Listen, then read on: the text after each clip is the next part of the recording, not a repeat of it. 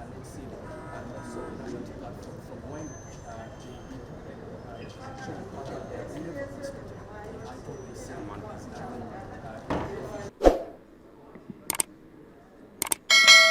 Thank you, Honorable Speaker. Honorable Speaker, I would like that you guide. Last week, before you adjourned the House, I did raise a critical matter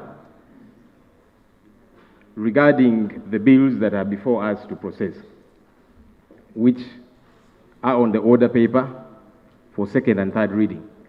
And the complaint that I raised at the time, Right Honourable Speaker, was that we were hurrying through the process. I even tabled here notices by the clerk to Parliament and the clerk to the committee, inviting very hastily stakeholders to come and give input to the UPDF amendment bill and, of course, the political parties amendment bill. Honourable Speaker, the stakeholders that were invited, most of them received those communications at 8 a.m., requiring them to be present before the committee at 9 a.m. Uganda Law Society received their letter at 11:50 a.m., and they were being required to appear at 12 noon, 10 minutes later. And yet that was the only day available for submission of views, memoranda, and so on and so forth. When I raised this issue before you, Right Honourable Speaker, you committed and said that I should not worry. The process is going to be given adequate time. After all, according to our rules, we've got 45 days within which to process these bills. That was your commitment, Honourable Speaker. You said, let me not worry. You're going to give adequate time to process these bills. And some of these stakeholders actually wrote back to the committee requesting for time on Monday, Tuesday, and so on.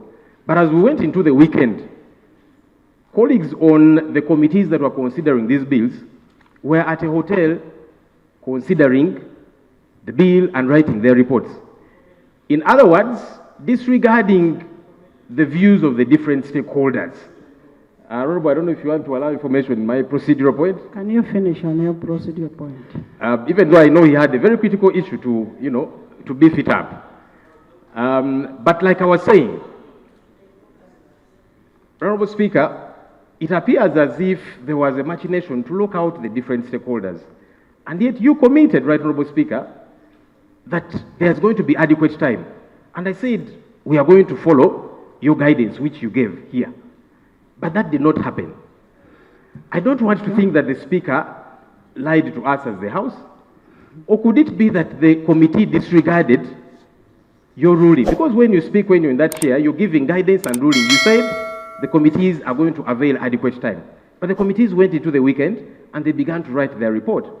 What happened, Right Honourable Speaker? Did the committee disregard the guidance that you gave? I would request that you help us on that matter. Thank you. Honourable Lob, and after forwarding to the committee, they are supposed to report back. And we give them 45 days, within the 45 days. Now, if the committee finishes work in one day, who am I to say that, why have you finished it today? And secondly, when the work is done, I apply rule 26. I put this work on the order paper.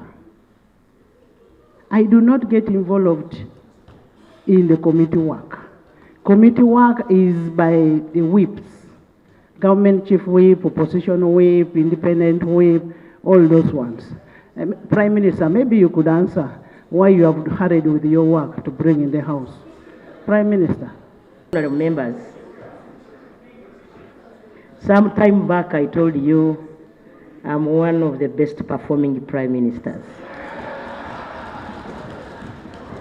So if I can produce work in such a short time, I want the leader of opposition to appreciate. That's what I can.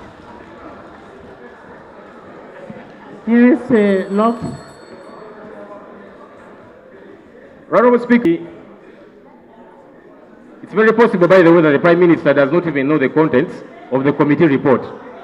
But she was very quick to rise up to defend. Honourable Speaker, I am on procedure. Legal Committee Chairman, Honorable Namuyangu, I am on point of procedure. You're always absent here. You don't even know the rules. Please. Prime Prime Minister. Order. Honorable members. Honorable members. Honorable members. Let's have calm. Let Law finish his statement. Honorable Speaker,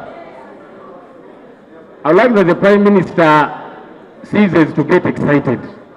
Please don't get excited. This is a parliament of rules, and you have been here for quite a bit of time. I don't know why, as Prime Minister, you don't read the rules. Honorable Law, can you raise your issue? And I was raising it before the Prime Minister, who doesn't know the rules, rose up to disorganize me. No, you raise your issue. Raise your issue. Let me then raise it. Hopefully the Prime Minister will be calm and quiet. Right, Honorable Speaker, as I was saying, before I was rudely interrupted by the Prime Minister, I had expected, Right Honorable Speaker, the committee chairperson to help us, and because when you gave that guidance, that there's going to be adequate time, for me, I took that to be guidance for the committee. So I don't know why they hurried and locked out. No, let's hear from the chair of the committee. Chair committee. Perhaps. Chair committee. Parliament has 45 days within which to process a bill referred to it. Yes. That simply means that within 45 days you should be able to present the work. If that work is presented within a week, you have not offended any rule. If the work is presented within a day, you should be thanked for being efficient. And that's what we have exactly done. The bill is ready, we considered it, and we are ready to report to the House. Mr. Speaker, this is very critical. I do understand that a committee can process a bill even in 1 hour. Forget about one entire day.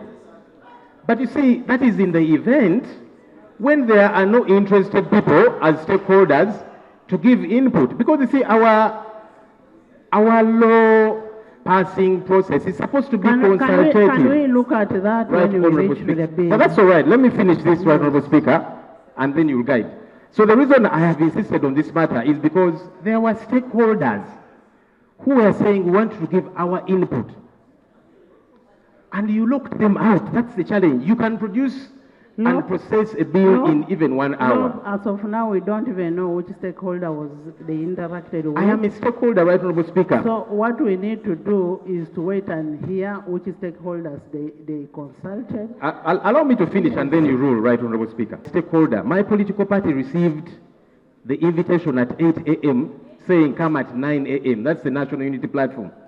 We wrote to the committee and they received the letter requesting that this was very short notice. There's no magic we could do. That is and requested for Monday that is on which bill at now? 9 a.m. Which bill now are we talking on the about? UPDF amendment bill. Okay, let's first start with the allow me to finish, Right, Honorable Speaker. Yes, Lord. The committee received our letter.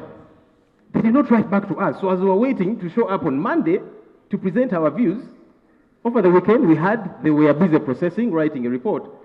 That's problematic, Right, Honorable Speaker, because you see, we are supposed to be a people-centered parliament, meaning that the laws we pass, which should be for the good of the people, those people should be consulted so that they have their input. And by the way, you can end up disregarding the input of those stakeholders, but listen to them.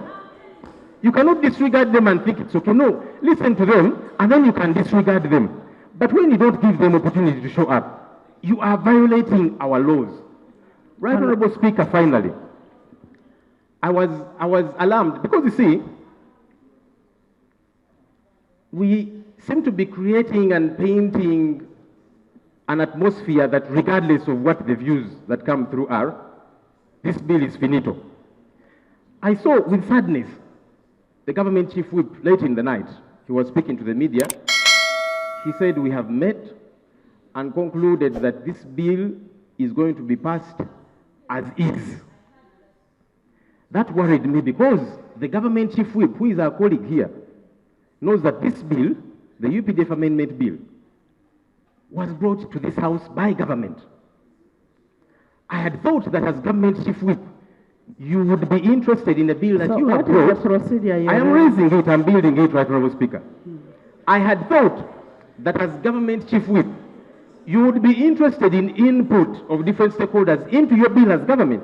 But when you bring a bill, and then you say we are going to pass it as is, regardless of any other input, regardless whether consultations have happened or not, that is problematic.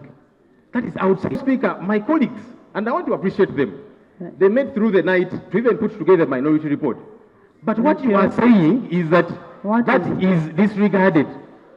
Right, Honorable Speaker, Give me the minority. procedurally, Where is the minority? is it all right that we sit here and pretend that we are processing a bill within the law, that we are capturing the views of all the other people, and yet not? Because we gave you the benefit of doubt to say, okay, let's partake in this process. But you have abused that because you're saying we don't care. And at night, the government chief whip says, regardless, we are passing it as it is. So why did you invite people? Maybe that's why you didn't even give them time. Thank you. Right, Honorable Speaker, finally, I am very hard pressed, together with my colleagues, for us to sit here and participate in a sham process. And I'm calling it a sham process because it is pretentious. When you bring a bill here, you should give it time for people to have their input. But you are saying, we don't want your input, we are going to pass the bill as is.